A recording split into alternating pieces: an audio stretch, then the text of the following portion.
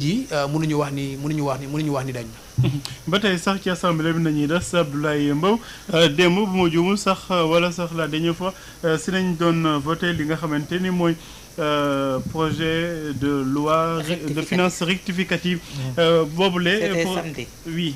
samedi oui boobule projet de loi sax mujj am ay bon en tout cas opposition bi indi nañ si quand même li nga xamante ne moom mooy seen ay inquiétude nee nañu waxu bu ma juumul 10 000 milliards de dette.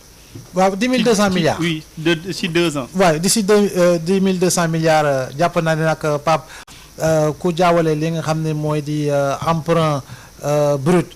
ak li nga xam moo di endettement net boo ko def le total effectivement di nga juum jëm si 10 200 milliards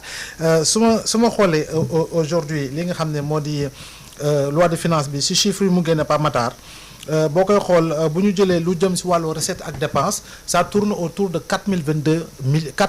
milliards 4022 milliards yooyu mooy le stock bi nga xam ne moo ajouté wu si li nga xam ne moo di dette bi waaye amul leneen loo xam ne mun nga ko jàpp ni dafa duggaat si bor ba ñu yegg si li nga xamul di 10 200 milliards donc c'est un chiffre erroné boo xam ne effectivement ça ne repose pas sur du concret pour su mu ñëwaatee si loi de finances rectificative bi toujours 2024 Sénégal Pape Matar dañ ko autorisé mu leb 4556 milliards waaye déficit bi mi ngi toll woon si 2362 milliards donc différence bi boo ko diviser différence boobu moom la ñu fayee bor encore une fois moom la ñu fayee bor 2025 loi de finance bi waxaat na ko mu ne 2025 lu ñu autorisé pour ñu leb ko mi ngi toll si 5714 milliards déficit bi mi ngi toll si 1659 milliards foofu itamit boo defee division bi Awa Diop mi ngi toll si 4000 milliards yooyu ça a également servi à payer encore des dettes donc moom la ñuy wax ci terme économique moom la ñuy duppee refinancement maanaam suul bukki ngay def da ngay dem lebbi bor fële et pour dem fay beneen bor pour ne pas être rattrapé par le défaut de paiement boobu ngay éviter ba pare dafay am dette yoo xam ne dafay arriver à terme donc boo ko calculer li nga xam ne moo di stock bi nga xam ne moo nekk ci wàllu bor bi mi ngi toll ci 4022 milliards donc loolu la mais ku andi 10 200 milliards effectivement da ngay ñëw nga boole li nga xam ne moo di endettement brut bi ak li nga xam ne moo di emprunt brut bi ak li nga xam moo di endettement net bi boo defee le total effectivement calcul chiffre yëpp da lay yóbbu ci li nga xam ne moo di 10 200 milliards donc juste pour dire que débat boobu en réalité andi nañ ko pour peut-être je sais pas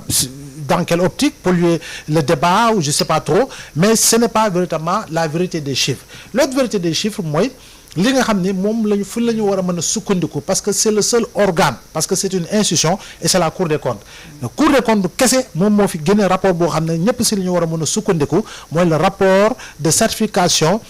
émanant du rapport bi nga xam ne inspection générale des finances moo ko njëkkoon a def donc juste pour dire boo ñëwee nga toll ci benn niveau d'endettement boo xam ne mi ngi ci presque à 100% nga toll ci déficit boo xam ne fa nga ko xayma woon ci ñett da nga ko doubler par 3 par 4 jàpp naa ni loolu yëpp bu ñu ko jëlee effectivement dañuy nekk dans un pays boo xam ne bu mu dépasser les normes de l'UEMOA ben ça fait belle lurette donc on ne peut pas être dans un pays boo xam ne ñu ngi ci benn presque 18 milliards ci wàllu bor bul fàtte ni président Abdoulaye Wade bu muy dem on en était à 2700 milliards si wàllu bor 2700 milliards en 2019 ak 2012 ak 2019 on en était à presque 10 000 milliards au contraire si li nga xam ne moo di wàllu bor Abdou Diouf bu muy dem bor bi tollu woon fenn parce que l'on se souvient que le budget du Sénégal tournait autour de 500 à 600 milliards Abdou Diouf bu muy dem bor lu mu fi bàyyi ay ça tournait autour de 1200 milliards 1200 milliards yooyu bul fàtte ni dans le cadre du programme des pays pauvres très endettés du PPT1 bul fàtte ni que le club de Paris après l'arrivée de Abdoulaye Wade au pouvoir en 2003 dafay effacer woon 600 milliards de la dette sénégalaise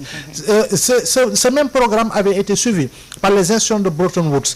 bi nga xam ne am na loo xam ne tegguwaat nañ ko ci bor bi c'était toujours dans le cadre du programme PPT1 pays pauvres très endettés donc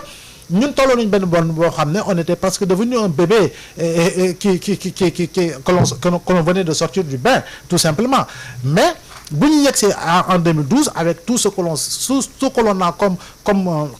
ni ñu koy waxetee comme projet. Et projet yooyu malheureusement mais amortissement bi mais dafa diis ci Sénégal tey jii nii bu ñu la nee Sénégal mooy injecté 5 milliards je pense bien sur le train express régional Pamatar 5 milliards yooyu gis nga tey jii nii foofu noonu lu ñu waroon mën a réorienter la dans le secteur de la santé. tey jii nii bu ñu la nee poste état du Sénégal moo koy perfuser à hauteur de 6 milliards lu ñu waroon mën a réorienter la dans le secteur de la santé parce que itamit on te parle de 1000 à 1400 employés on en est à presque 2500 employés si li nga xam ne ou plus su ma juumul si chiffres yi lu jëm si wàllu si li nga xam ne moo di poste donc juste pour dire que effectivement waruñu mën a dem si li nga xam moo di réduire le fonctionnement lu ñuy dugal xaalis si wàllu fonctionnement maanaam lu état di dundee lépp et ça passera nécessairement par une rationalisation rationalisation boobu noonu defe naa ne ñoom ñoo war a xayma lu ñu war a rationaliser jëm si li nga xam moo di couplage des agences te couplage des agences boobu tam doo ko def du takku au takk pourquoi parce que dafa am ay études yoo xam ne da nga koy def études yoo xam ne agences yu ñu war a boole Ibrahima ak Ayoba xam nañ ko mais comment redéployer le personnel comment réaffecter le personnel ak personnel bi boo boole ñaari agence ba ñetti agence yan personnel ngay tuxal si benn agence bi waaye itam ñeneen ñi doo leen dàq il faut nga redéployer leen donc yooyu yëpp moo ci nekk pour revenir sur l'aspect lié véritablement à cette dette dont on parle ba naan sax xëy xawma ndaxam Gambie sax day lebal Sénégal xawma kii Trinidad et Tobago tu un peu mais sori nañu si li nga xam mooy 10 200 milliards par rapport véritablement à moins de 24 mois du mandat du président Diomaye. Ibrahima noo jàppee wala noo jàngee li nga xamante ni mooy attitude ku jógi ñoom ci assemblée nationale jàpp nañ ni que chiffres yi nekkul ay chiffres yu sincères. Bon loolu moom c'est je pense que comment on pourrait l'appeler encore genre c'est réponse xam nga réponse du berger à la bergère ou bien c'est dafa di loo xam ne lu ñu mën a comprendre la parce que aussi la nouvelle gouvernance bi ñu ñëwee ils avaient dit que les chiffres des autres étaient erronés donc c'est que dañuy fayoontoo daal que je comprends que je ne justifie pas c'est-à-dire que ñun aussi il faut qu'on sorte de ce gouffre là il faut que nous les citoyens je parle même pas des députés il faut que ñu dem ba nga xam ne benn moment boo xam ne ñu xam lan mooy les vrais chiffres lan mooy les faux chiffres donc su fekkee ne à chaque fois que gouvernement wu fi nekk génne ay chiffres opposition bi taxaw fële ne ça c'est pas les vrais chiffres ça c'est de faux chiffres voilà les vrais chiffres donc loolu man en tant que citoyen ça me pose problème donc dafay poser un problème de crédibilité donc loolu aussi moo ñuy yóbbee li nga xam ne moom la ñu nekk di dund nii je crois que FMI à un moment donné a dit au Sénégal et au gouvernement du Sénégal comme vous avez dit que les chiffres sont faux léegi arrangez-vous ba de sorte que ñu xam li nga xam ne moom mooy les vrais chiffres bés bu ñu amee les vrais chiffres maintenant on peut voir la possibilité de recommencer la collaboration donc loolu aussi ça je crois que c'est un jeu dangereux auquel pouvoir comme opposition ñu ngi nekk di ko jouer ni parce que loolu dafay décrédibiliser notre état dafay décrédibiliser notre signature dafay décrédibiliser li nga xam ne moom mooy notre administration parce que les chiffres là ils sont c'est des chiffres yoo xam ne c'est pas du ay machine du ay robot mais c'est des êtres humains yi nga xam ne qui sont fonctionnaires au ministère des finances qui étaient am na ci ñoo xam ne ils étaient là sous Abdou Diouf ils étaient là sous Abdoulaye Wade ils étaient là sous Macky Sall ils sont là sous Bassirou Diomaye Faye et demain ils seront là sous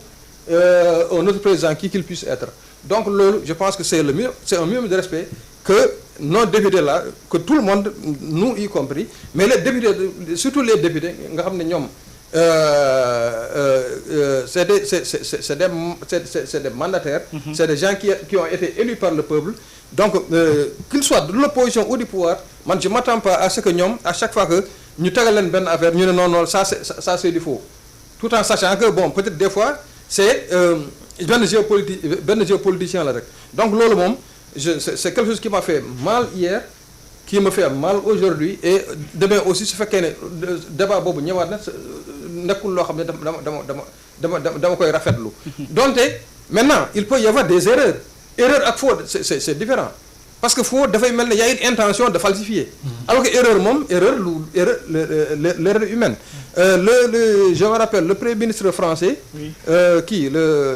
ñu dissout non Kepa Gueye non pas Attal celui qui a remplacé Attal je crois Philippe te yàggu fi woon pas boobu la te mu nekkoon il était à Bruxelles alors il était commissaire européen Barnier voilà Barnier. Michel Barnier. Michel Barnier bi mu ñëwee il a dit effectivement il y avait un décalage entre les chiffres yi ñu am ñoom ak comment dirais-je ak les chiffres qui sont avancés donc loolu dafay am dans une administration mais même au sein d'un même service mën nga gisee nii keneen gisee nii mais maintenant bu ñu nee faux rek man c'est ça qui me pose problème si on dit faux chiffre donc ça veut dire qu'il y a une intention manifeste de en tout cas une intention réelle de falsifier te loolu je crois pas que